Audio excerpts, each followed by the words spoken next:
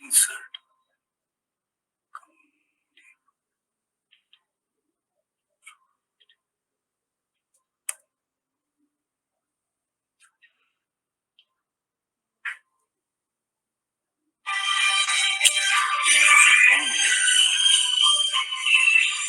Hello, इधर ही हूँ।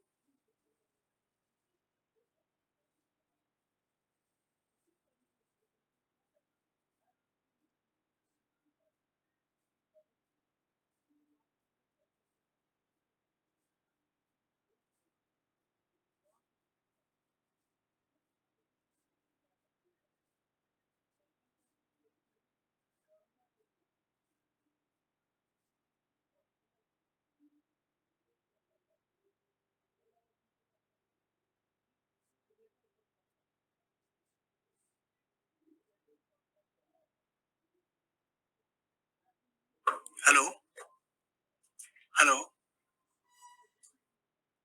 M I audible? Yes sir. Chetan, तुम्हारी आवाज आ रही है? Yes sir, you are audible. Hello hello hello, good evening sir. Am I audible? We shall start the session in coming 5 minutes. We will wait for 5 minutes and then we shall start session by Saurabh sir on geology. Saurabh sir is a senior PhD student, final year PhD student uh, in area 3. He did his bachelor's from Banaras Hindu University, master's from JNU, and is currently doing PhD, final year PhD student. And he has a good command on geology. He's a earth science student. So we will wait. We will, we shall wait for 5 minutes. If anyone has any query regarding, you know, regarding JNU entrance exam or regarding topics on which you need help, then you can, you know, you can keep it right now. After 5 minutes, we will start it. So, अगर ऐसा कोई unconventional query है regarding any other topic or आपको masters में, you might be going through the question papers and you have any specific related problem like chemistry or geology or biology side, then आप यहाँ पे बोल दीजिए.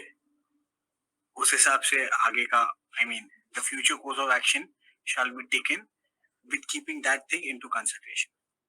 Thank you.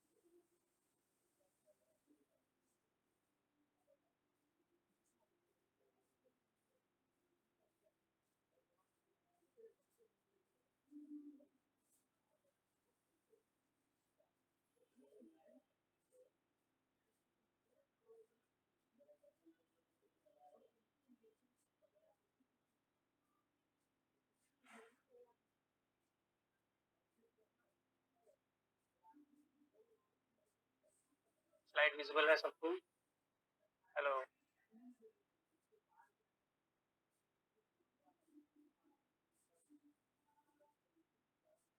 Hello. Yes sir, visible है।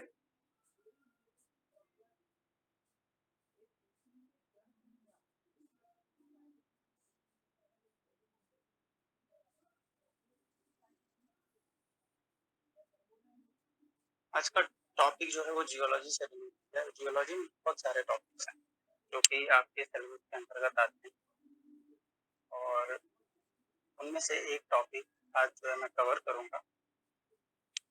पूरी तरह से कवर करना पॉसिबल नहीं है, इसलिए थोड़ा बहुत गाइडेंस मिलेगा आपको यहाँ पे। और इस टॉपिक का नाम फिजिकल जियोलॉजी।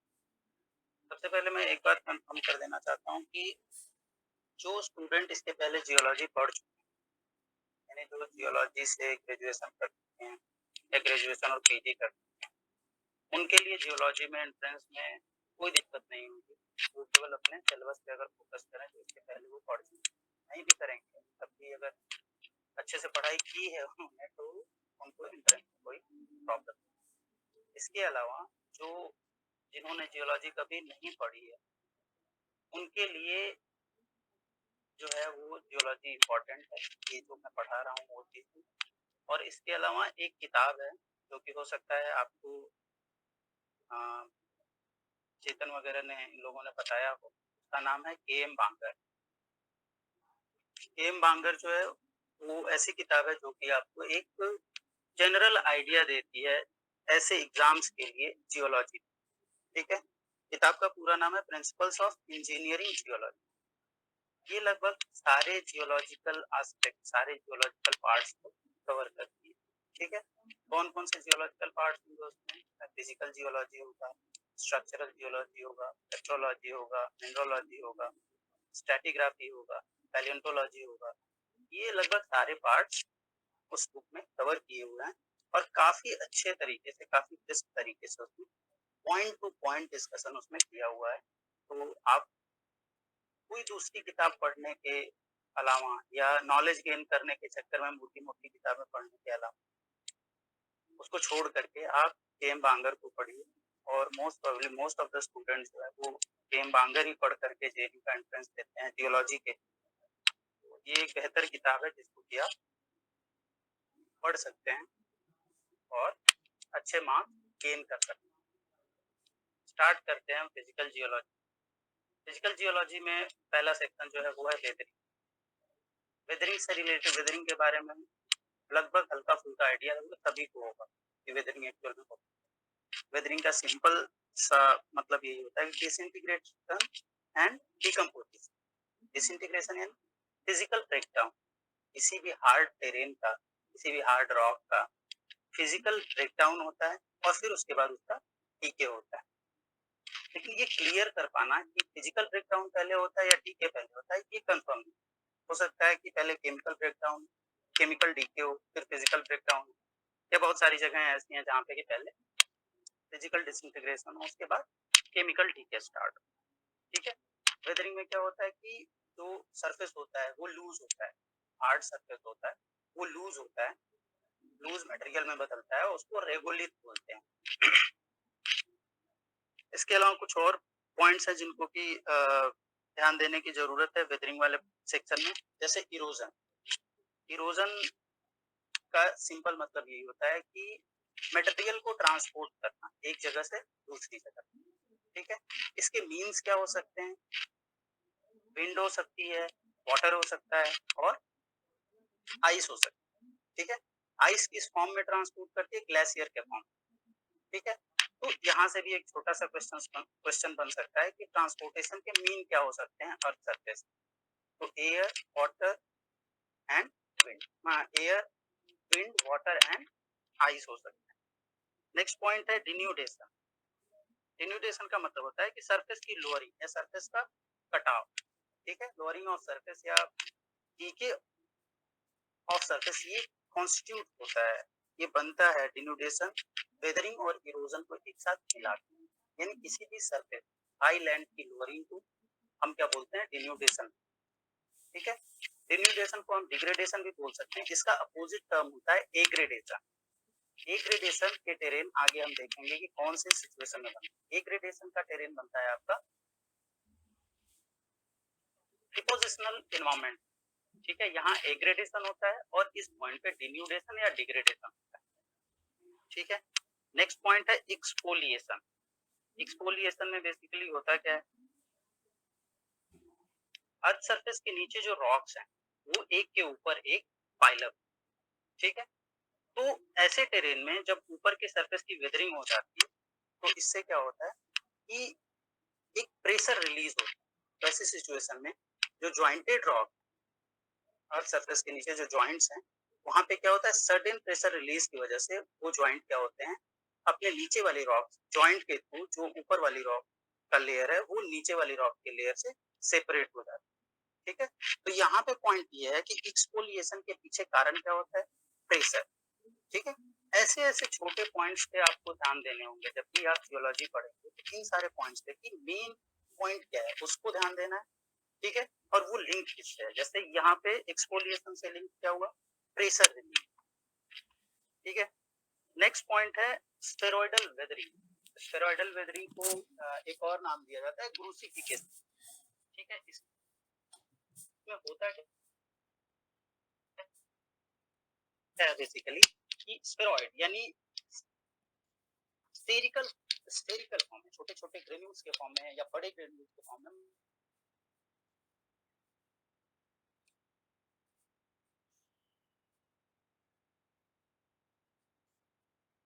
मिनरल की वेदरिंग हो जाती है। केमिकल वेदरिंग के थ्रू वीक मिनरल जब रिलीज कर दिए जाते हैं तो जो स्ट्रॉन्ग मिनरल्स होते हैं, जो वेदरिंग का लंप होता है, वो उस रॉक मास से डिटैच होता है और ये हमेशा ग्रेन्यूल्स के फॉर्म में डिटैचमेंट होता है। इसीलिए इसको हम स्टेरॉइडल वेदरिंग भी कहते हैं। वेदरिंग को 3 अलग अलग सेक्शंस में डिवाइड किया गया है: physical weathering, biological weathering, chemical weathering. ठीक है। आपको फिजिकल वेदरिंग या बायोलॉजिकल वेदरिंग या केमिकल वेदरिंग के डेफिनेशन के पीछे नहीं जाना है, उसके पीछे हर एक चीज के प्रोसेस के पीछे जाना है। प्रोसेस के पीछे जो इन्वॉल्व एजेंट्स हैं उन पे ध्यान देना है, ठीक है।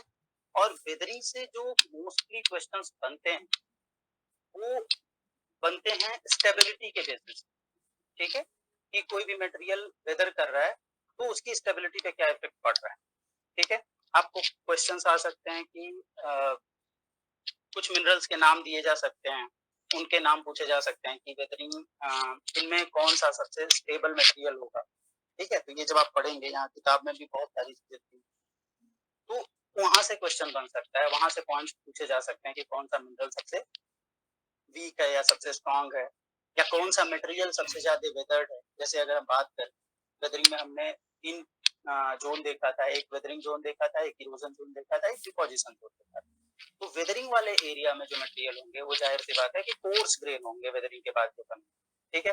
ट्रांसपोर्ट के दौरान उनका क्या होगा, ड्यूरिंग द ट्रांसपोर्ट उनका डिसइंटीग्रेशन होगा, फिजिकल डिसइंटीग्रेशन होगा, इस वजह से और क्या होते जाएंगे, छोटे होते जाएंगे। डिपोजिशनल एरिया में काफी ज्यादा स्मॉल होंगे, ठीक है। तो जो स्मॉलर एजेंट्स होंगे वो काफी ज्यादा स्टेबल होंगे अर्थ सरफेस के एनवायरमेंट पे, ठीक है। लेकिन कोर्सर ग्रेन जो होगा वो इनस्टेबल होगा, ठीक है। तो इस तरह से कुछ आपको पूछे जा सकते हैं, कई सारे ग्रेन्स का नाम दे करके वो पूछ सकते हैं कि कौन सा स्टेबल एनवायरमेंट में बना हुआ है, ठीक है, या कौन सा स्टेबल एनवायरमेंट बनाता है। इस तरह से पूछे जा सकते हैं क्वेश्चन। इसके अलावा जो प्रोसेसेस हैं उनसे भी छोटे थोड़े बहुत क्वेश्चंस बन सकते हैं। जैसे फिजिकल वेदरिंग में तीन प्रोसेस इंपॉर्टेंट है, एक है फ्रॉस्ट, दूसरा है हीटिंग एंड कूलिंग, और तीसरा प्रोसेस है ऑर्गेनिज्म के, ठीक है। फ्रॉस्ट में बेसिकली होता क्या है, यहाँ पे जो सामने आपको दिखाई दे रहा है ये फ्रॉस्ट एक्शन ही दिखाई दे रहा है।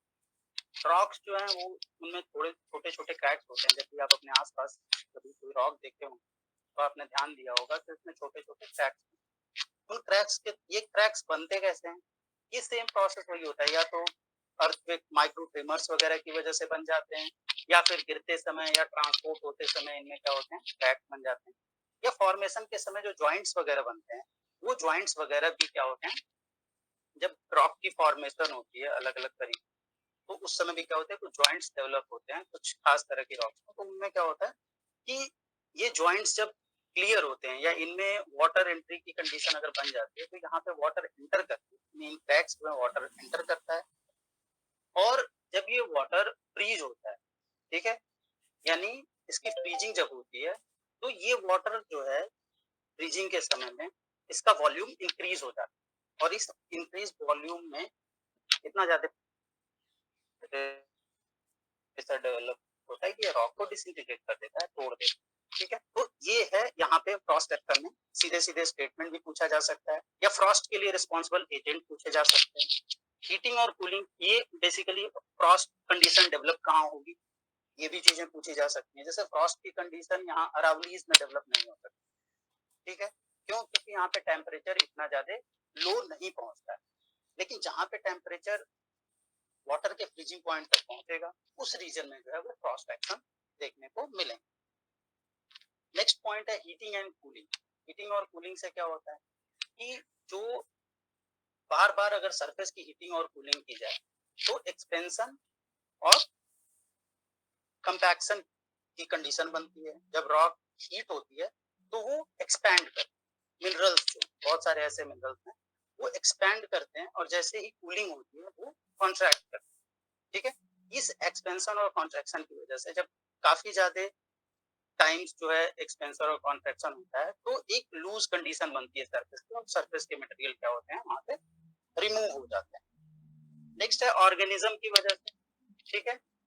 अगर फिजिकल वेदरिंग का एजेंट ऑर्गेनिज्म है तो ये जो बायोलॉजिकल वेदरिंग आप देख रहे हैं ऐसी कंडीशन बने, ठीक है। लेकिन हम बायोलॉजिकल वेदरिंग को एक कंडीशन इसलिए देते हैं क्योंकि बायोलॉजिकल वेदरिंग का एक अलग एनवायरमेंट, ठीक है। बायोलॉजिकल वेदरिंग में ट्रीज भी रोल प्ले करते हैं, इसके अलावा राइजोफोर का जो एनवायरमेंट है, ठीक है, इस पॉइंट पे अगर आप ध्यान देंगे हो सकता है राइजोफोर से भी क्वेश्चंस बन सकते हैं कि राइजोफोर कैसे इन्वॉल्व होता है वेदरिंग।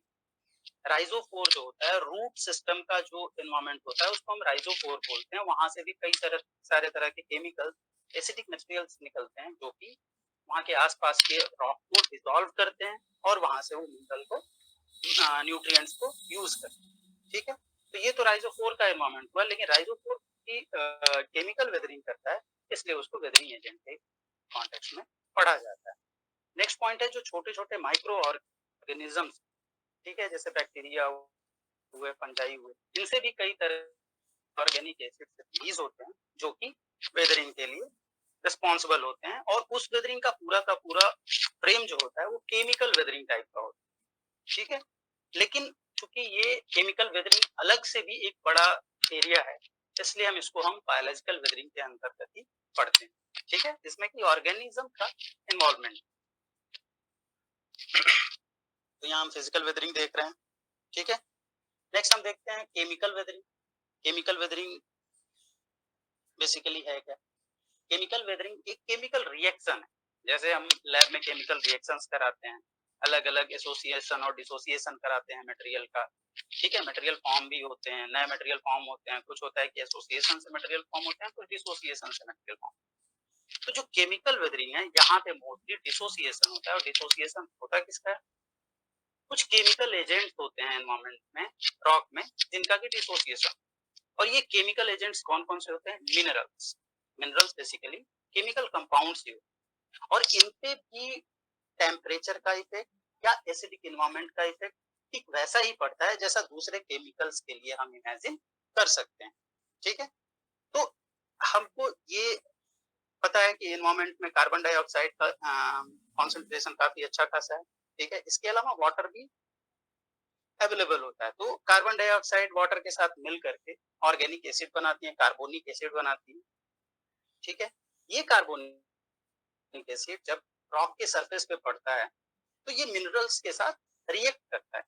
ठीक है, और यहीं से स्टार्ट होता है केमिकल वेदरिंग। ठीक है, ये केमिकल रिएक्शन सबसे पहले ऑब्जर्व किया था गोल्डिच ने, और गोल्डिच ने जो है वो एक स्टेबिलिटी सीरीज बनाया था कि कौन सा मिनरल जो है वो मोर स्टेबल है और कौन सा मिनरल जो है लीस्ट स्टेबल है, ऐसे कार्बोनिक एसिड के एनवायरमेंट। ठीक है, तो उसमें उन्होंने पाया कि जो फेरोमैग्नीशियन मिनरल्स हैं, ठीक है, जब मिनरल की कैटेगरी आप पढ़ेंगे तो उसमें आपको दो तरह के मेन मिनरल्स दिखाई देंगे, कुछ को बोलते हैं हम फेरोमैग्नीशियन और कुछ को बोलते हैं फेल्सिक या एसिडिक मिनरल। फेरोमैग्नीशियन को हम बेसिक मिनरल्स भी बोलते हैं। ठीक है, फेरोमैग्नीशियन मैंने इसलिए बोला कि इसके नाम से इसके कंपोजिशन का पता चला। ठीक है, ये आयरन और मैग्नीशियम से मिलके बना होता है। ठीक है, तो इस तरीके से हमको पता चलता है कि फेरोमैग्नीशियम मिनरल सबसे नीचे की कैटेगरी में आता है। ठीक है, गोल्डिच स्टेबिलिटी सीरीज में, यानी ये लीस्ट स्टेबल मिनरल होते हैं वेदरिंग एनवायरमेंट। ठीक है, तो सबसे ज्यादा स्टेबिलिटी वाला मिनरल कौन सा होगा? क्वार्ट्ज होता है। ठीक है, तो इस तरीके से उन्होंने एक स्टेबिलिटी सीरीज बनाई, जिस स्टेबिलिटी सीरीज से डायरेक्ट क्वेश्चंस आ सकते हैं। वो सीरीज आपको आप एक बार जा करके देख सकते हैं, इंटरनेट पे भी अवेलेबल है। तो इस तरीके से केमिकल वेदरिंग परस्यू करता है।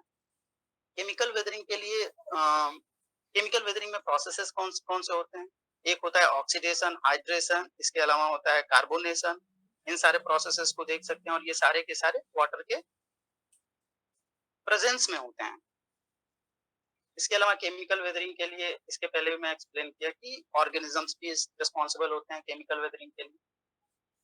अब स्टेटमेंट एक क्वेश्चंस में बन सकते हैं कि केमिकल वेदरिंग जो है वो फिजिकल वेदरिंग को सपोर्ट करता है। ठीक है, कैसे? केमिकल वेदरिंग क्या करता है कि जैसे मटेरियल्स को, जो वीक मिनरल है वो जैसे ही सेपरेट होंगे, ठीक है, वेदरिंग के बाद उनको जब हटा दिया जाएगा, वेदर कर जाएंगे, तो जो बाकी मिनरल, जैसे हमने एक्सफोलिएशन स्फेरॉइडल वेदरिंग में देखा था, केमिकल वेदरिंग से क्या हुआ, ग्रेन्यूल्स जो है वो बाहर निकले, तो वो एक तरह से फिजिकल वेदरिंग को उसने सपोर्ट किया। इसी तरह से इसका उल्टा भी होता है, फिजिकल वेदरिंग भी केमिकल वेदरिंग को सपोर्ट करता है। फिजिकल वेदरिंग केमिकल वेदरिंग को कैसे सपोर्ट करता है? By increasing the surface area for chemical attack. ठीक है, इस तरीके से फिजिकल वेदरिंग भी क्या करता है, केमिकल वेदरिंग को सपोर्ट करता है। यानी ये एक दूसरे को के साथ होते रहते हैं और एक दूसरे के प्रेजेंस में एक दूसरे के कोऑर्डिनेशन में ये प्रोसेस जो है पूरा वेदरिंग का चल रहा होता है। केवल फिजिकल वेदरिंग से कुछ भी नहीं होने वाला, ठीक है, क्योंकि केमिकल वेदरिंग का होना जरूरी है, तभी जाकर के मटेरियल लूज होंगे और ट्रांसपोर्ट होंगे और इस तरह का एनवायरमेंट, ठीक है, इस तरह का एनवायरमेंट यानी बायोस्फीयर के लिए कंड्यूसिव एनवायरमेंट बन पाए, ठीक है। बायोस्फीयर के लिए कंड्यूसिव एनवायरमेंट का क्या मतलब है? फॉर्मेशन ऑफ सॉइल, क्योंकि अगर सॉइल अवेलेबल नहीं है तो बायोस्फीयर को इमेजिन कर पाना, कॉन्टिनेंटल बायोस्फीयर को पॉसिबल नहीं, ठीक है। इवन किसी भी एक्वेटिक, इवन ओशन के भी एक्वेटिक सिस्टम को इमेजिन कर पाना पॉसिबल नहीं है, क्योंकि जो भी न्यूट्रिएंट फ्लो करके वाटर बॉडीज में जाता है वो वेदरिंग के थ्रू ही होता है, और वेदरिंग में सबसे पहले सॉइल बनती है, फिर ये सॉइल जो है, सॉइल में जो लूज न्यूट्रिएंट्स होते हैं, लूज फॉर्म रेगोलिक के फॉर्म में जो मटेरियल होता है वो बह करके एक्वेटिक बॉडीज को भी प्रोडक्टिव बनाता है, ठीक है।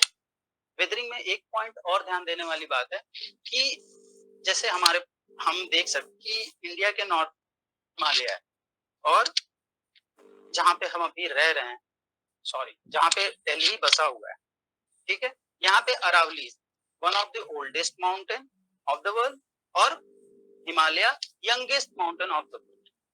तो जो यंगेस्ट माउंटेन है, ठीक है, वहां पे फिजिकल वेदरिंग काफी ज्यादा होती है in comparison to chemical weathering, ठीक है।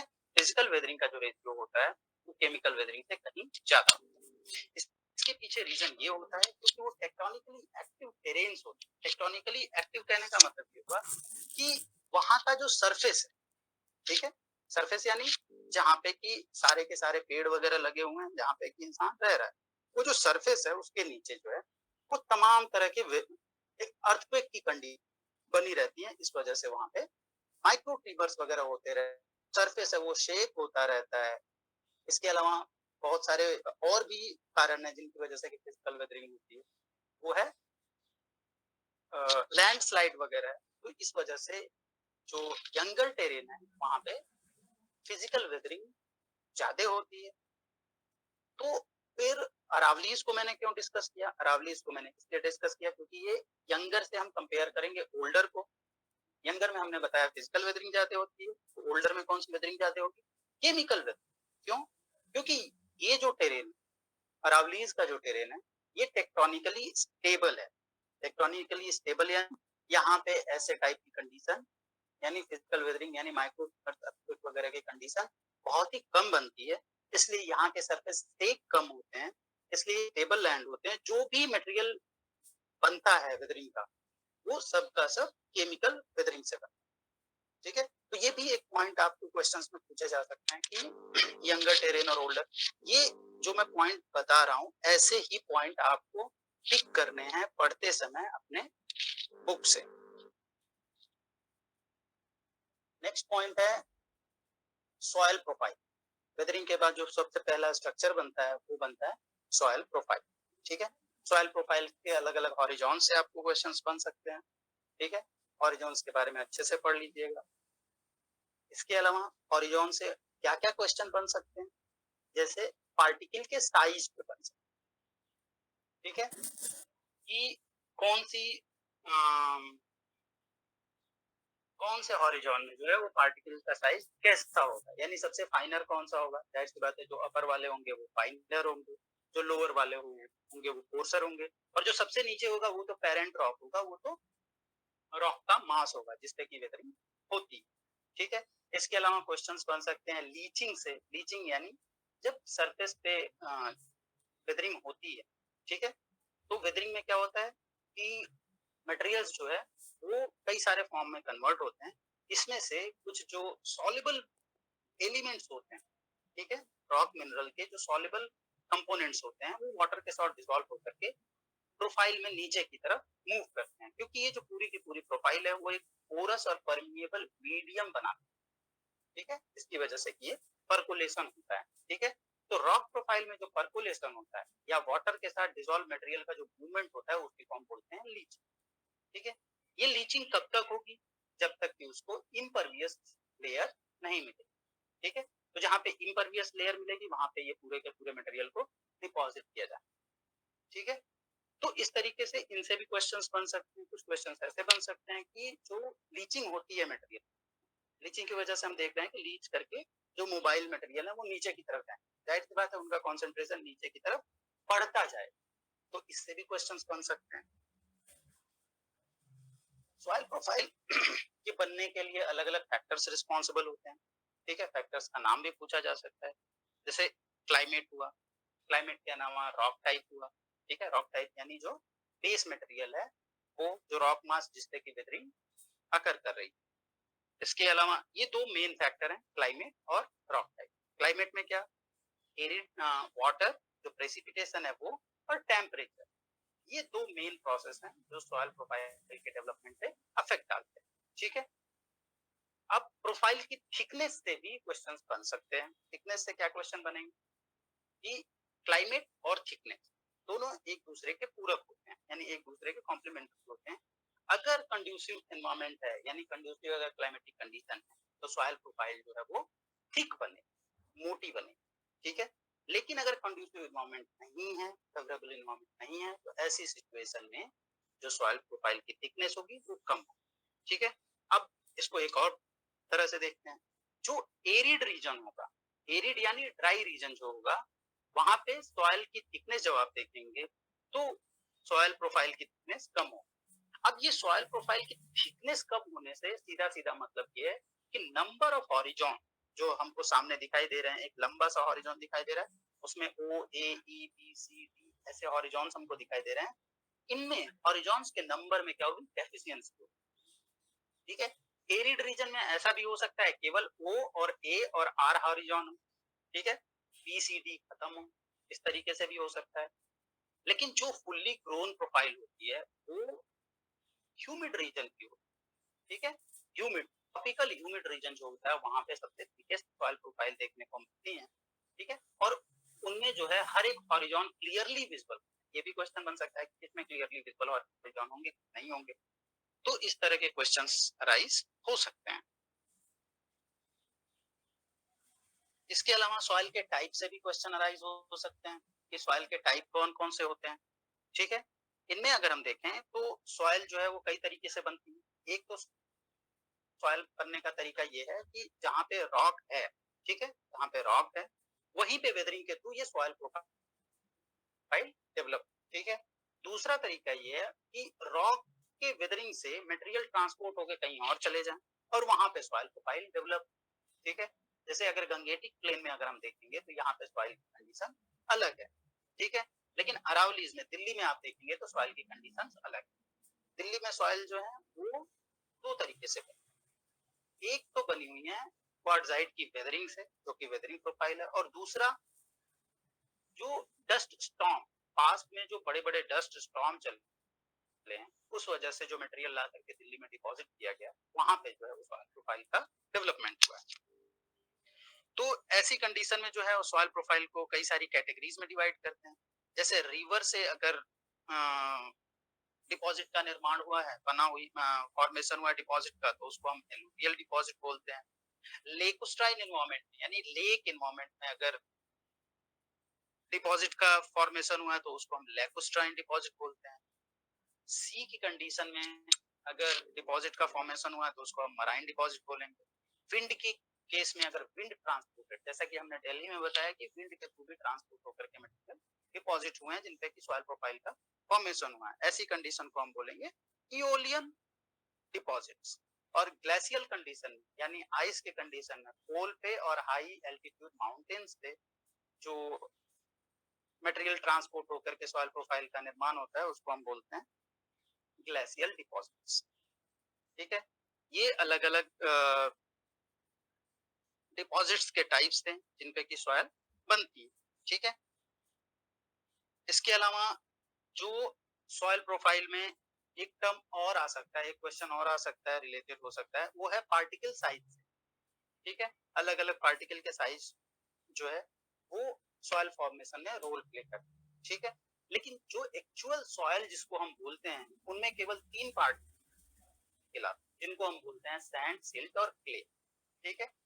क्योंकि यही तीन कंपोनेंट जो हैं वो सॉइल को एक अपना अलग टेक्सचर देते हैं, ठीक है। इनका लगभग इक्वल प्रोपोर्शन होगा तो वो सॉइल जो है वो काफी ज्यादा प्रोडक्टिव होगी। क्यों? क्योंकि वो ना तो पोरस होगी और ना तो ज्यादा परमिएबल होगी। ठीक है, ये उसकी पोरोसिटी और परमिएबिलिटी भी जो होगी वो इतनी होगी कि उसमें जब वाटर का पर्कुलेशन हो तो उसको पर्कुलेशन को थोड़ा स्लो करे, ताकि प्लांट्स के लिए जो अवेलेबल वाटर है वो प्लांट को मिल सके। ठीक है, तो इनमें मैंने 3 नाम बताए, सैंड, सिल्ट, क्ले। इनका अलग-अलग साइज होता है। जैसे लेस देन 0.002 मिलीमीटर साइजेस के जो पार्टिकल्स होंगे उनको हम क्ले की कैटेगरी में डालते हैं। ठीक है, सिल्ट के जो होंगे वो होंगे 0.06 से लेकर के 0.002 मिलीमीटर तक। ऐसे ही सैंड, ग्रेवल, बाउल्डर्स का भी साइज होगा। ठीक है, तो पार्टिकल के साइज से भी क्वेश्चंस पूछे जा सकते हैं। यहाँ पे एक ट्रिकी क्वेश्चन और बन सकता है कि क्ले, यहाँ पे क्ले हमने आपको बताया पार्टिकल। ठीक है, लेकिन एक क्ले जो होती है वो होती है मिनरल की कैटेगरी में। ठीक है, फिलोसिलिकेट्स में एक जो फिलोसिलिकेट जब आप केम बांगर में पढ़ेंगे मिनरोलॉजी वाला सेक्शन, तो उनमें आपको अलग अलग कैटेगरी के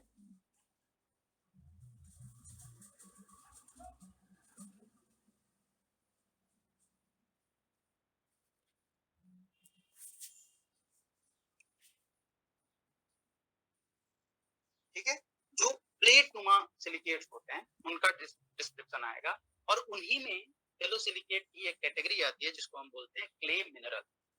ठीक है, तो क्ले एक मिनरल की भी कैटेगरी है और क्ले पार्टिकल साइज की भी कैटेगरी। ठीक है, तो इस पॉइंट पे भी ध्यान देने की जरूरत है। तो ये रहे कुछ वेदरिंग और सॉइल प्रोफाइल के पॉइंट्स। अब हम नेक्स्ट पॉइंट चलते हैं, इरोजनल एनवायरनमेंट। हमने इरोजन के समय में 3 पॉइंट्स डिस्कस किए थे कि ट्रांसपोर्ट मीडियम के लिए 3 ट्रांसपोर्ट मीडियम को हमने बताया था कि ट्रांसपोर्ट मीडियम विंड भी हो सकता है, वाटर भी हो सकता है और आइस भी हो सकता है। ठीक है, तो ये ट्रांसपोर्ट मीडियम जो है, ठीक है, ट्रांसपोर्ट मीडियम जो है वो अलग अलग फिजियोग्राफिक कंडीशंस उत्पन्न करता है, फॉर्म करता है। ठीक है, जो जियोमॉर्फिक स्ट्रक्चर्स बनाता है ये अलग अलग। इन जियोमॉर्फिक स्ट्रक्चर में कुछ इरोजनल स्ट्रक्चर होते हैं और कुछ डिपोजिशनल स्ट्रक्चर होते हैं। ठीक है, यानी विंड में इरोजन भी होगा और डिपोजिशन भी होगा विंड के थ्रू।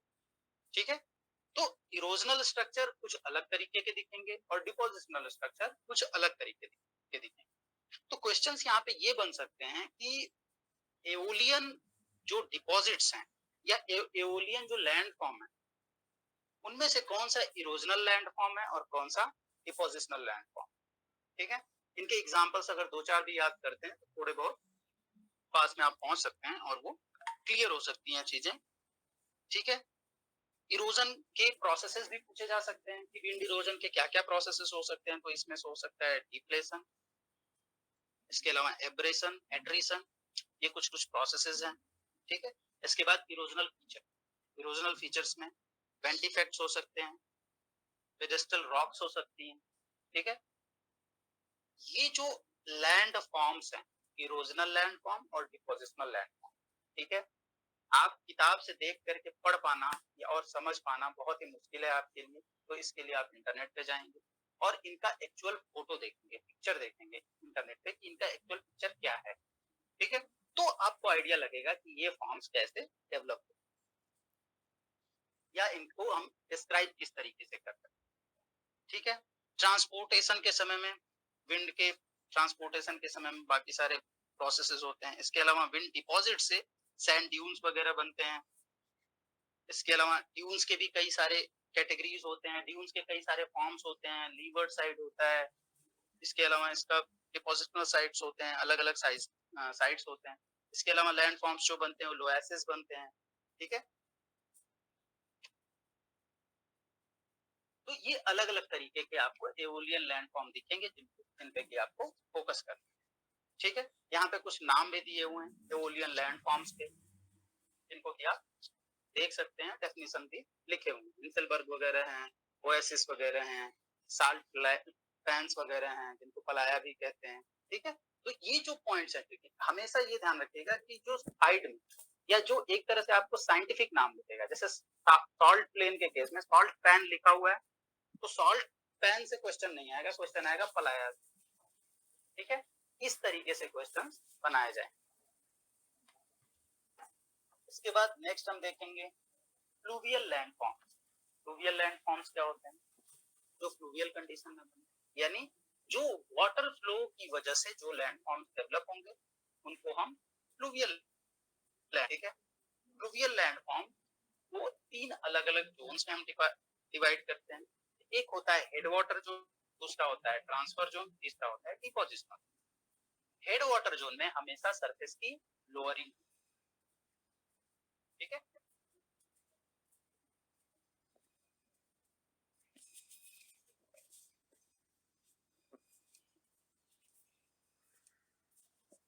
हेड वाटर जोन में, ठीक है, तो होल्ड करेगा वो होगा, ठीक है। इस तरीके से ये हमेशा आगे की तरफ मूव करते रहे। ट्रांसफर जोन में कुछ अलग तरीके के स्ट्रक्चर्स बनते हैं, ठीक है, जैसे अलग अलग तरीके के यहाँ पे स्ट्रक्चर्स दिखेंगे। डिपोजिशनल जोन्स में भी आपको कुछ थ्रेडेड स्ट्रीम्स टाइप के स्ट्रक्चर्स आपको दिखेंगे, ठीक है। तो यहाँ पे ये 3 अलग अलग फॉर्म्स को लेकर के क्वेश्चंस आपसे पूछे जा सकते हैं, ठीक है। इसके अलावा यहाँ पे जो मटेरियल ट्रांसपोर्ट होता है उसमें ग्रेन साइज का वेरिएशन भी क्लियरली विजिबल होता है। जो अपर साइड में जो ग्रेन्स होंगे स्ट्रीम के या फ्लूवियल फॉर्म्स के, रिवर के, उनका साइज जो होगा वो बड़ा होगा। और जो लास्ट के दिखेंगे, जो डिपोजिशनल एनवायरनमेंट में जो ग्रेन साइज होगा,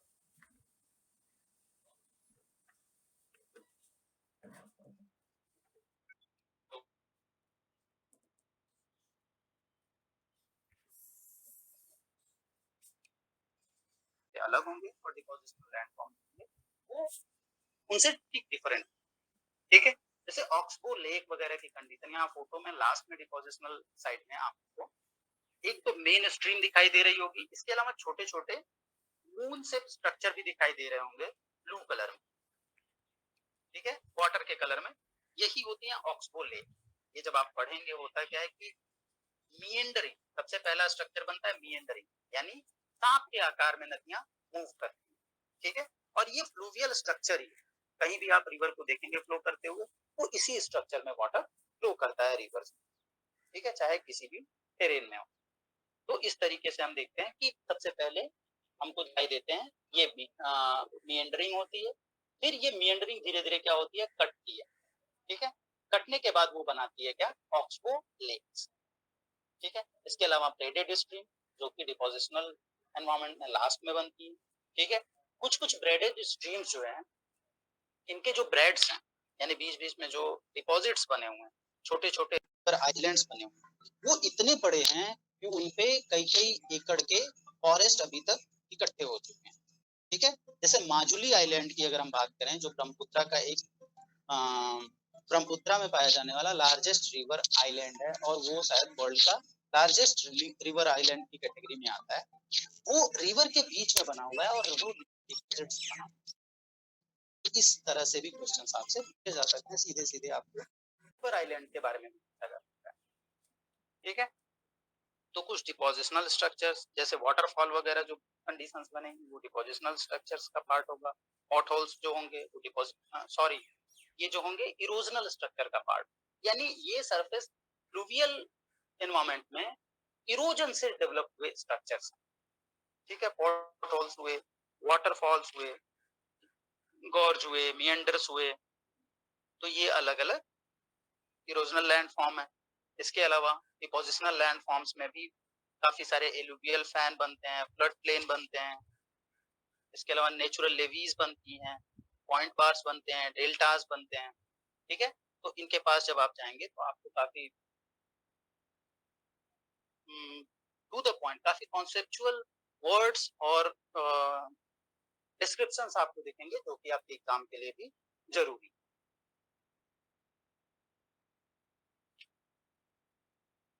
इसके अलावा क्वेश्चंस आपका बन सकता है कि स्ट्रीम के ड्रेनेज पैटर्न्स, ठीक है। ड्रेनेज पैटर्न कई सारे तरह के होते हैं जिसमें डेंड्रिटिक होता है, ट्रेलिस होता है, रेक्टेंगुलर पैटर्न होता है, रेडियल पैटर्न होता है, पैरेलल पैटर्न्स होते हैं, ठीक है। ये पैटर्न्स डिपेंड करते हैं दो चीजों। सबसे पहली चीज है सरफेस, ठीक है। सरफेस कैसा है, यानी जिस पे रिवर फ्लो कर रही है वो उसको किस तरह से फ्लो करने की परमिशन दे रहा है। और दूसरा है रिवर की एनर्जी, ठीक है। जैसे सबसे ज्यादा एनर्जी कौन से साइड में होंगी रिवर के, हेड वाटर साइड, ठीक है। तो यहाँ रिवर अपने मन से बहे, यानी यहाँ पे जो फ्लो होगा वो रिवर की एनर्जी से कंट्रोल होगा।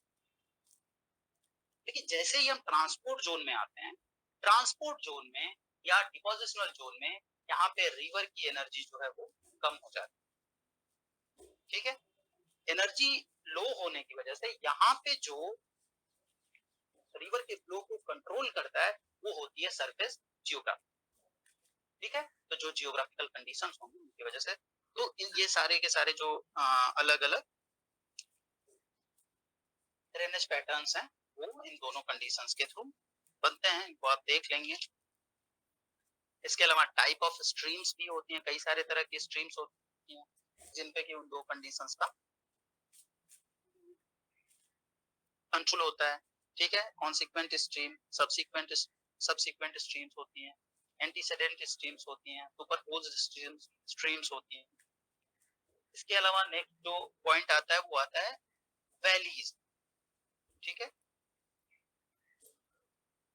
जब रिवर फ्लो करती तो उसकी कटाव की वजह से जो है वो डिप्रेशन क्रिएट होते हैं, और वो डिप्रेशन काफी डेप्थ तक भी जा सकते हैं सरफेस, ठीक है। तो इस तरीके से अलग अलग वैलीज का फॉर्मेशन होता है, ठीक है। वैलीज फॉर्मेशन को तीन कैटेगरी में डिवाइड किया गया है, old, young stage, mature stage और ओल्ड स्टेज। इनसे भी कुछ कुछ क्वेश्चंस बनते हैं जिनको कि आप देख सकते हैं। अलग अलग स्टेजेस में जो है वो वैली का शेप जो है वो अलग अलग होता है।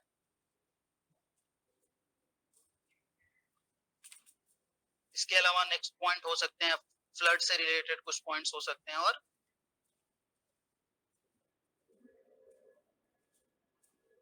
इरोजन साइकिल से रिलेटेड पॉइंट्स हो सकते हैं, ठीक है। नेक्स्ट हम चलते हैं ट्रांसपोर्टेशन का जो मीन, इरोजन के समय में जो ट्रांसपोर्टेशन का मीन हमने मीन बताया था, एक वाटर के थ्रू, दूसरा एयर के थ्रू और तीसरा ग्लेशियर के थ्रू। दो का पॉइंट हो गया, वाटर हो गया और एयर हो गया। अब नेक्स्ट हम चलेंगे ग्लेशियल के पास।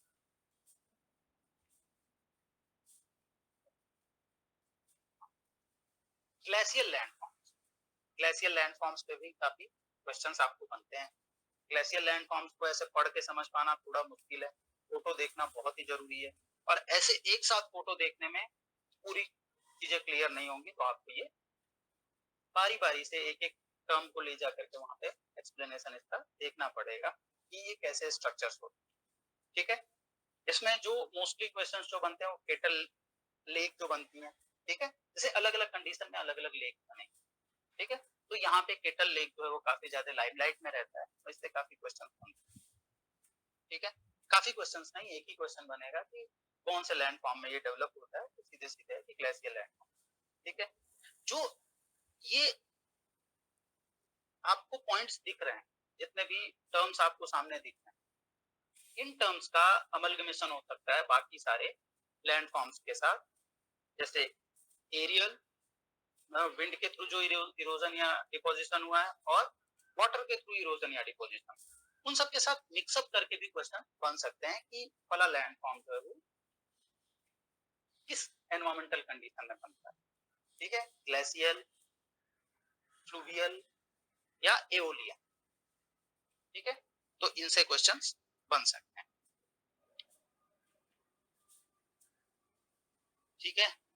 अलग अलग ग्लेशियर के भी टाइप होते हैं, ठीक है, जिसमें वैली ग्लेशियर होता है, पिडमॉन्ट ग्लेशियर होता है। आइस ग्लेशियर है क्या, आइस को हम ग्लेशियर नहीं बोलते, फ्लोइंग आइस को हम ग्लेशियर बोलते हैं, यानी वो आइस का सेक्शन जो फ्लो करने की कैपेसिटी रखता है तो हम ग्लेशियर बोलते हैं, ठीक है।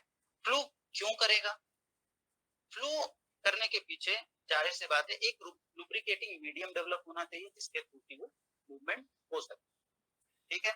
इसके अलावा दूसरी कंडीशन ये है कि वो एक स्लोप भी उसको मिले जो कि एक ग्रेविटेशनल पुल दे उसको फ्लो करने के, ठीक है। वैसी कंडीशन में ये ग्लेशियर।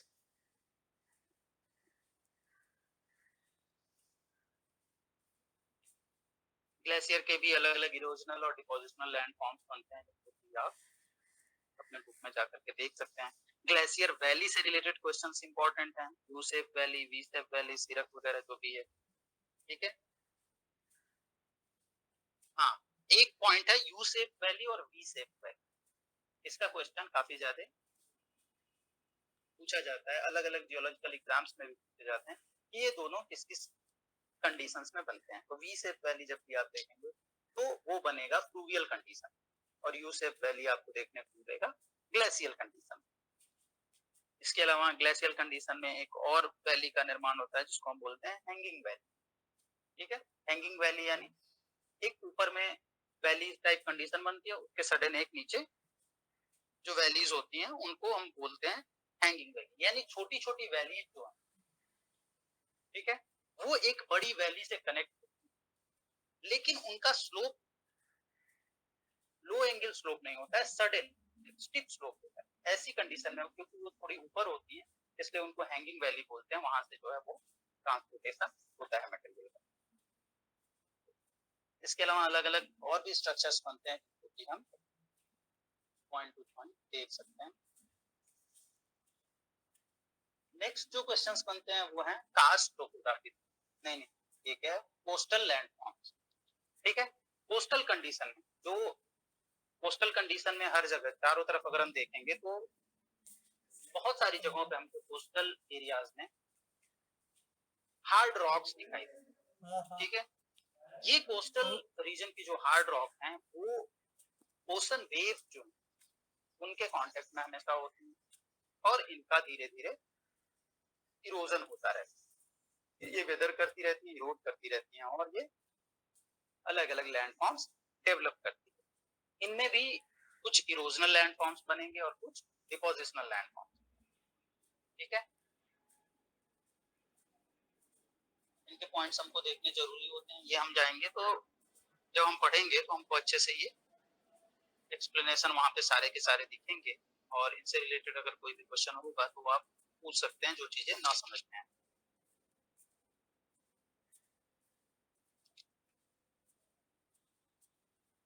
ठीक है। इसमें जो ओशन कोस्टल लैंड फॉर्म्स हैं उनमें जो है वो डिपोजिशनल एनवायरनमेंट में जो फीचर्स डेवलप होते हैं उनसे क्वेश्चंस जो हैं वो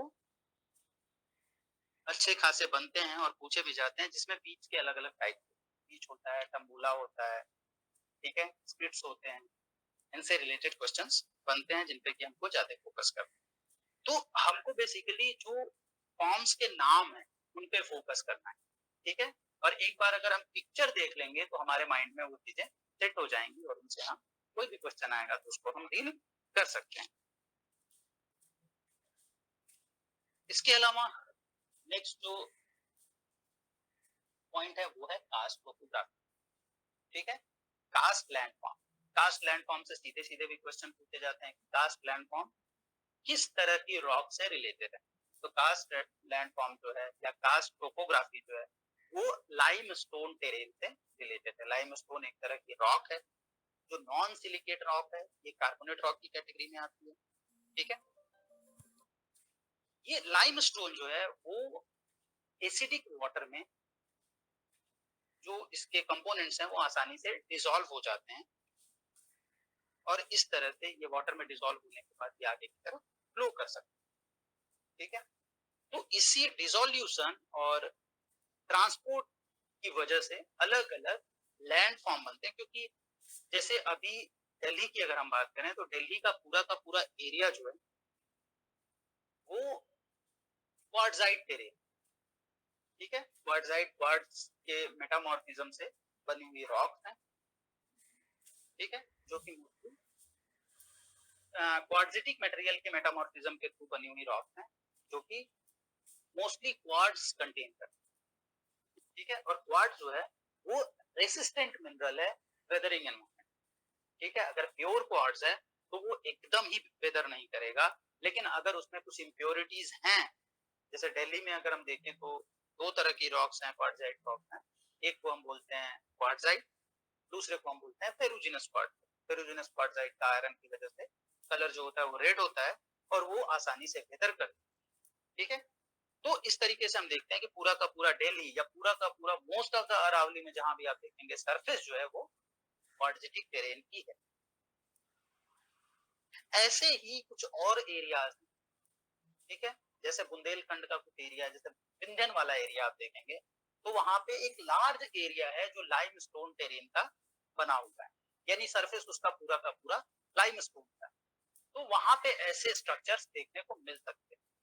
जो आप बड़ी बड़ी गुफाओं के बारे में सुनते होंगे कि बड़ी बड़ी गुफाएं देखने को मिली, ये वो, ये सारे के सारे स्ट्रक्चर्स जो आपको दिखेंगे केव्स से रिलेटेड, ये आपको दिखेंगे लाइमस्टोन टेरेन में मोस्टली, ठीक है। जितनी भी बड़ी गुफाएं आप देखेंगे, ठीक है, चाहे विंध्यन टेरेन की हो या किसी और टेरेन, क्योंकि यहाँ पे क्या होता है कि मटेरियल जो है वाटर के साथ डिसॉल्व होता रहता है और टाइम के साथ वो जो कैविटी होती है डिसोल्यूशन के बाद बनी हुई है, जो स्पेस होता है वो बड़ा होता जाता है और वो एक केव का निर्माण करता है, केव का फॉर्मेशन करता है, ठीक है। यहाँ से कास्ट टोपोग्राफी से रिलेटेड ये जो सामने आपको जितने भी टर्म्स दिखाई दे रहे हैं, doline, sinkhole, limestone pavement, sinking stream, doline, sinkhole, हाँ सिंकिंग स्ट्रीम के अलावा आपका स्टेलेक्टाइट, स्टेलेग्माइट, ठीक है। यहाँ पे डोलाइन, सिंकहोल, ठीक है, और स्टेलेक्टाइट, स्टेलेग्माइट, ये काफी ज्यादा लाइमलाइट में रहते हैं क्वेश्चंस के पॉइंट ऑफ, ठीक है। स्टेलेक्टाइट और स्टेलेग्माइट का सीधा सीधा समझने का मतलब यही होता है कि जो ऊपर से नीचे की तरफ लटक रहा हो उसको हम स्टेलेक्टाइट बोलते हैं, और जो नीचे से ऊपर की तरफ मूव कर रहा हो उसको हम स्टेलेग्माइट बोलते हैं, ठीक है। इसके अलावा एक पिलर शेप स्ट्रक्चर भी बनता है जो कि स्टेलेक्टाइट और स्टेलेग्माइट के कॉम्बिनेशन से बनता है, दोनों के जुड़ जाने से बनता है, ठीक है। इसके फॉर्मेशन के पीछे रीजन ये है कि जो डिसॉल्व मटेरियल होता है, कैल्शियम कार्बोनेट जो डिसॉल्व होता है वाटर में, वो ड्रॉप वाइज कहीं से गिर रहा होता है, ठीक है। और ड्रॉप वाइज गिरने के चक्कर में क्या होता है, थोड़ा बहुत वहां पे डिपोजिशन होता रहता है, इसलिए कोन से स्ट्रक्चर डेवलप होते हैं। तो स्टेलेग्माइट कैसे डेवलप होता है, स्टेलेग्माइट डेवलपमेंट का भी वही प्रोसीजर है कि वाटर जो है ऊपर से जब ड्रॉप वाइज गिरता है तो उसमें जो मटेरियल डिसॉल्व होते हैं वो धीरे धीरे बेस पे भी डिपॉजिट होते रहते हैं। तो ये धीरे धीरे करके वो क्या होते हैं, कोन जो है वो ऊपर की तरफ नुकीले कांटे की तरफ अपीयर होता है, ठीक है। तो स्टेलेक्टाइट, स्टेलेग्माइट और डोलिन, सिंकहोल से रिलेटेड क्वेश्चन जो है वो बनते हैं कास्ट टोपोग्राफी में, और कास्ट टोपोग्राफी से भी रिलेटेड क्वेश्चन बनते हैं और पूछे जाते हैं। नेक्स्ट जो फिजिकल जियोलॉजी का पार्ट है वो है अर्थक्वेक, ठीक है।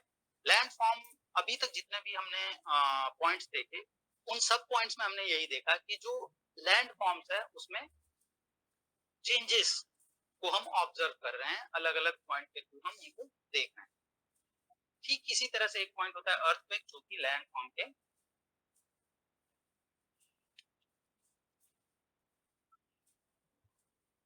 लैंड फॉर्म को चेंज करने के लिए रिस्पॉन्सिबल होता है, ठीक है। अर्थक्वेक से रिलेटेड क्या क्या क्वेश्चंस बन सकते हैं, अर्थक्वेक से रिलेटेड क्वेश्चंस ये बन सकते हैं कि आपको अलग अलग अर्थक्वेक की जो वेव्स है उनके बारे में पूछा जा सकता है, अर्थक्वेक मॉनिटर करने के जो इंस्ट्रूमेंट्स हैं उनके बारे में पूछा जा सकता है, ठीक है। एक पॉइंट जो है वो काफी ट्रिकी होता है, इसलिए क्वेश्चन हमेशा उनसे पूछे जाते हैं सिस्मोग्राम और सिस्मोग्राफ के बारे में, ठीक है। सिस्मोग्राम और सिस्मोग्राफ के बारे में, ग्राफ हमको सीधे सीधे माइंड में ये बैठता है कि ग्राफ यानी पेपर पे बना हुआ एक ग्राफ, यानी कि जो डेटा आएगा उसको हम सिस्मोग्राफ बोलेंगे और दूसरे वाले को सिस्मोग्राम बोलेंगे। यही कंफ्यूजन का पॉइंट है। जो इंस्ट्रूमेंट होता है उसको हम सिस्मोग्राफ बोलते हैं, और जो ऑब्जर्वेशन आती है, जो हार्ट बीट की तरह जो संरचना है जो आपको यहाँ पे दिखाई दे रही है, ग्राम, ठीक है। तो ये पॉइंट जो होता है वो क्वेश्चन का होता है पहला। दूसरा ये होता है कि अर्थक्वेक ये अलग अलग वेव्स के बारे में, वो कहाँ कहाँ ट्रेवल कर, मतलब कौन कौन से मीडियम में ट्रेवल कर सकती हैं। जो एसपी वेव होती है, मेनली एसपी वेव से ही क्वेश्चंस आते हैं। उनके मूवमेंट का टाइप क्या होता है, ठीक है, उनकी फ्रीक्वेंसीज के बारे में पूछा जा सकता है। इसके अलावा नेक्स्ट क्वेश्चंस होते हैं एपी सेंटर और फोकस के रिलेटेड। एपी सेंटर क्या होगा, फोकस क्या होगा, ठीक है।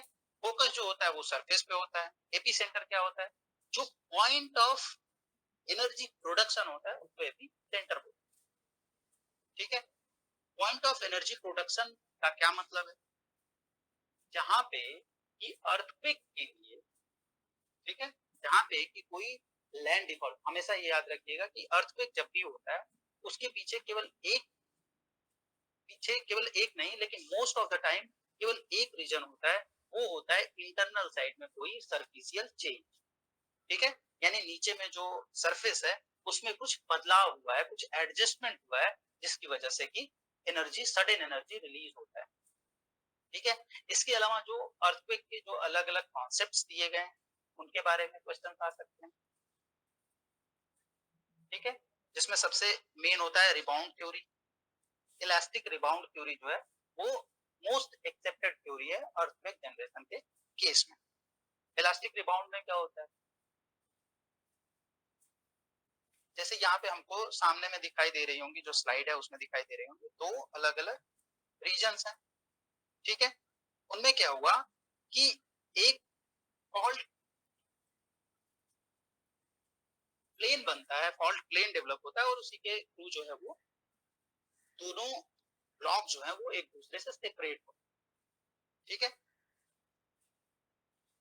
अब हम चलेंगे लेफ्ट वाले साइड में जो फिगर बना हुआ है, वहां पे हम देखते हैं कि एक प्लेट दिखाई दे रहा है, उसमें दो रेड एरो बनी, एक ऊपर की तरफ एक नीचे की तरफ, ठीक है।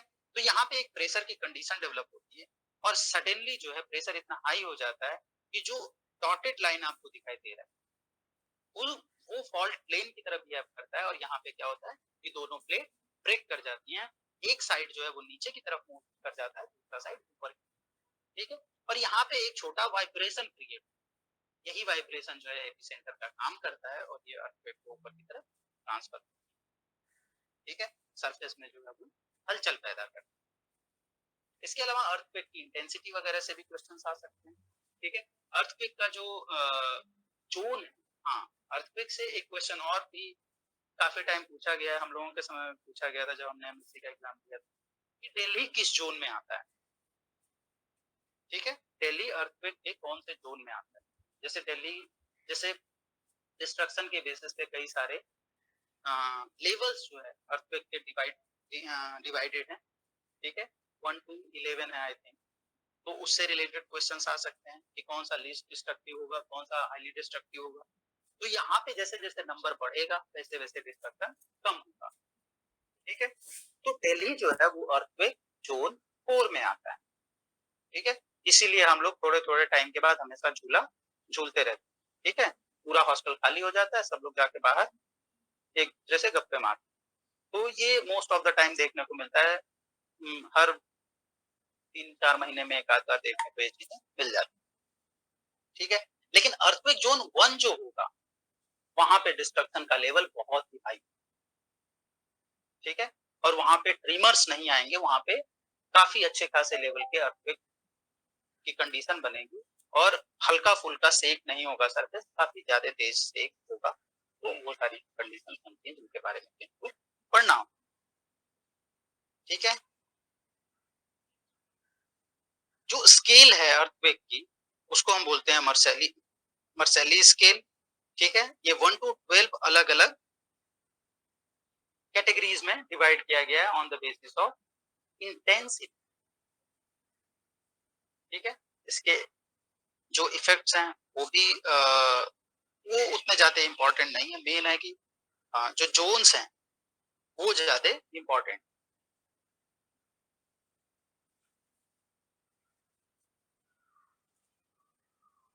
इसके अलावा अर्थक्वेक के डिस्ट्रीब्यूशन वगैरह से रिलेटेड भी क्वेश्चंस बन सकते हैं, कैलकुलेशन से भी क्वेश्चंस कभी कभी बनते हैं, ठीक है, कि जो कैलकुलेट करना है कि हम अर्थक्वेक के सेंटर को कैसे लोकेट करेंगे, एपी सेंटर।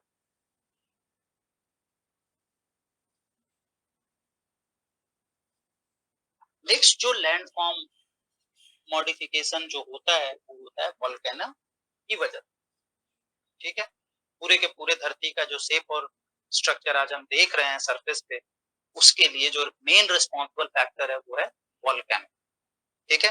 वोल्केनो से रॉक्स भी बनती, वोल्केनो ने तो मैग्नेटिज्म का प्रोसेस है, ठीक है। इसकी वजह से ही जो अर्थ की सरफेस है वो बनी हुई है और कॉन्टिन्यूअसली ये मॉडिफाई भी होती रहती है। लेकिन वोल्केनिक स्ट्रक्चर जो है वो सरफेसियल स्ट्रक्चर है, इसलिए इनको फिजिकल जियोलॉजी में हम कवर करेंगे। वोल्केनो के अलग अलग टाइप्स जो हैं वो इंपॉर्टेंट होते हैं। वोल्केनो ओरिजिनेट कैसे होता है ये इंपॉर्टेंट है। ओरिजिन में जो है वो कन्वेक्शन करंट थ्योरी और सबडक्शन थ्योरी, ये दो जो चीजें हैं, जो दो पॉइंट्स हैं, ये इंपॉर्टेंट। मेंटल में जो है कन्वेक्शन करेंट्स चलती हैं। कन्वेक्शन करेंट्स कैसे चलती हैं? ठीक वैसे ही जैसे वाटर बॉयल करता है उस समय जैसी कंडीशन बनती है वैसी कंडीशन यहाँ भी बनती है और वो सर्कुलर फॉर्म में चलती रहती है। गर्म वाला मटेरियल ऊपर उठेगा, ठंडा वाला मटेरियल नीचे जाएगा, इस तरह से एक साइक्लिक कंडीशन, एक साइक्लिक रोटेशन स्टार्ट होता है जिसकी वजह से ये अकर कर, ठीक है। और इसके साथ साथ ये जो बाकी वॉल्केनिक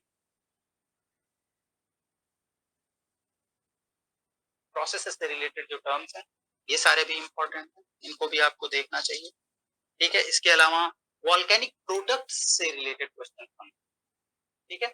जो वॉल्केनिक प्रोडक्ट्स बनते हैं उनमें तीन चीजें निकलती हैं, ठीक है। तीन जो है सबस्टांसेस निकलते हैं। एक होता है हॉट मोल्टेन रॉक, ठीक है। दूसरा होता है ट्यूफा या जो सेडिमेंट या पार्टिकुलेट मटेरियल जो निकलता है, डस्ट, वोल्केनिक डस्ट जो। तीसरा मटेरियल होता है गैसेस, ठीक है। गैसेस में कार्बन डाइऑक्साइड की मात्रा सबसे ज्यादा होती है, तो ये गैसियस कंपोजिशन से भी रिलेटेड क्वेश्चन मिलते हैं, ठीक है। इसके अलावा वोल्केनो जो इरप्शन होता है वो दो अलग अलग जगहों पे होता है। एक तो होता है कि ओशन बेसिन में और दूसरा होता है कॉन्टिनेंटल रीजन। कॉन्टिनेंटल रीजन में जो वोल्केनिक कंडीशन बनती है उस सबडक्शन की वजह से, यहाँ पे आप सबडक्शन को देख सकते हैं। सबडक्शन क्या होता है? अर्थ जो है, अर्थ सरफेस जो है वो कई सारी प्लेट्स, मेजर प्लेट्स की बनी और ये प्लेट्स एक दूसरे की तरफ मूव करती रहती है। मूवमेंट के पीछे कन्वेक्शन करंट थ्योरी ही ज्यादा पॉपुलर है कि इसी की वजह से जो है वो प्लेट्स मूव करती हैं एक दूसरे की तरफ। और ये होता क्या है कि एक प्लेट जो है दूसरी प्लेट से जब कांटेक्ट करती है तो वहां पे जब प्रेशर डेवलप होता है तो जो टेंसर प्लेट होती है जिसकी डेंसिटी ज्यादा होती है वो प्लेट नीचे की तरफ मूव कर जाती है और दूसरी प्लेट उसके ऊपर सब चीज उसके ऊपर ओवरलाई कर जाती है। ऐसी कंडीशन में क्या होता है? एक फ्रिक्शन जोन बनता है, ठीक है। फ्रिक्शन जोन में क्या होता है? जो मटेरियल है वो फ्रिक्शन की वजह से हाई एनर्जी डेवलप होती है। इसकी वजह से यहाँ पे जो रॉक मटेरियल है या सेडिमेंट मटेरियल है वो मेल्ट करके ऊपर की तरफ मूव करने लगता है और एक वोल्केनो की कंडीशन डेवलप करता है। और यही सेम कंडीशन है बनी हुई जो रिंग ऑफ फायर है पैसिफिक, उसकी वजह सबडक्शन, ठीक है। इसके अलावा ये वोल्केनिक स्ट्रक्चर्स हैं। यहाँ पे जो रिफ्ट वोल्केनोज जो डेवलप होती हैं इनका मेन पर्पज जो होता है वो सी फ्लोर स्प्रेडिंग का होता है, ठीक है। सी फ्लोर स्प्रेडिंग एक कॉन्टिन्यूअस प्रोसेस है जिसकी वजह से कि जो धरती का सरफेस है, अर्थ का सरफेस है, वो कॉन्टिन्यूअसली बनता और खत्म होता रहता है, ठीक है। इस तरह से हम सी फ्लोर स्प्रेडिंग की जब कंडीशन को हम देखते हैं तो एक तरफ से सी फ्लोर, यहाँ पे वोल्केनो जब इरप्ट होगा, ठीक है, तो यहाँ पे वोल्केनिक मटेरियल बाहर की तरफ पोर किए जाएंगे और ये सॉलिडिफाई होने के बाद यहाँ पे क्या करेंगे? एक सॉलिड क्रस्ट का निर्माण करेंगे, सॉलिड क्रस्ट का फॉर्मेशन करेंगे, ठीक है। जैसे ही यहाँ पे सॉलिड क्रस्ट का फॉर्मेशन होगा और फिर अगला जब इरप्शन होगा तो इस सॉलिड क्रस्ट को साइड में पुश किया जाएगा, ठीक है। और उसके दूर जब हम सबडक्शन जोन में जाके देखते हैं तो एक जगह ये जो प्लेट है, सॉलिड क्रिस्टल प्लेट है, ये नीचे की तरफ मूव कर रही है। तो इस तरह से जो वोल्केनिक ओशन बेसिन का वोल्केनिज्म है गैसीय फ्लोर स्प्रेडिंग की कंडीशन है वो एक तरफ से बनती है और दूसरी तरफ से फिर से वही मोल्टेन मैग्मा में कन्वर्ट। इसके अलावा अलग अलग वोल्केनिक टाइप्स जो हैं वो इम्पोर्टेंट हैं। वोल्केनो के अंदर बने हुए स्ट्रक्चर्स इम्पोर्टेंट, ठीक है। तो ये है फिजिकल जियोलॉजी। इसके अलावा आपको ये आखिरी स्लाइड थी, अब इससे ज्यादा परेशान नहीं करेंगे। इसके अलावा आपको पढ़ने को मिल सकता है आप मिनरोलॉजी पे फोकस करें, मोस्टली आप पॉइंट्स पे टू द पॉइंट जाकर के फोकस करें और केवल एक किताब पढ़ें, के.एम. बांगर, अगर आपका पढ़ने का मन है तो। अगर आप जियोलॉजी के भी क्वेश्चन स्कोर करना चाहते हैं तो ठीक है, क्योंकि 100% क्वेश्चन हमको सॉल्व नहीं करना होता है, ठीक है। अगर आप थोड़ा सा भी टाइम अगर देंगे तो जियोलॉजी बहुत ही इजी है, आसान है समझना, और इसको ऑप्ट कर, क्योंकि टू द पॉइंट क्वेश्चंस होते हैं, ज्यादा कैलकुलेशन वगैरह नहीं होती आपको, ठीक है। इसके अलावा जो क्वेश्चन पेपर है, जो प्रीवियस ईयर क्वेश्चंस पेपर हैं, उनको आप अगर पढ़ते रहेंगे आप तो उनसे रिलेटेड आपको काफी सारे पॉइंट्स मिल जाएंगे जिनको कि आप स्कोर कर सकते हैं एग्जाम्स में। तो दैट इज द एंड। किसी को कुछ पूछना हो, कोई क्वेरी हो, कोई क्वेश्चन हो सकता है बच्चों हो या कोई नहीं हो, मैं कुछ तो दिख ही रहा।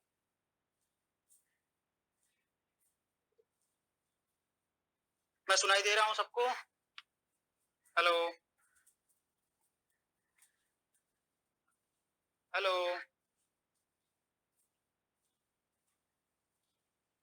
कुछ पूछना हो तो आप लोग पूछ सकते हैं, अपना माइक ऑन करके पूछिएगा, कमेंट वगैरह नहीं, सीधे सीधे क्वेश्चन आप।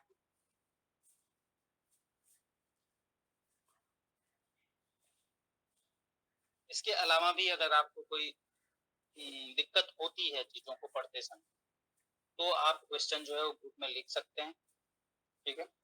उसका रिप्लाई जो है प्रॉपर वे में आपको कर दिया जाएगा।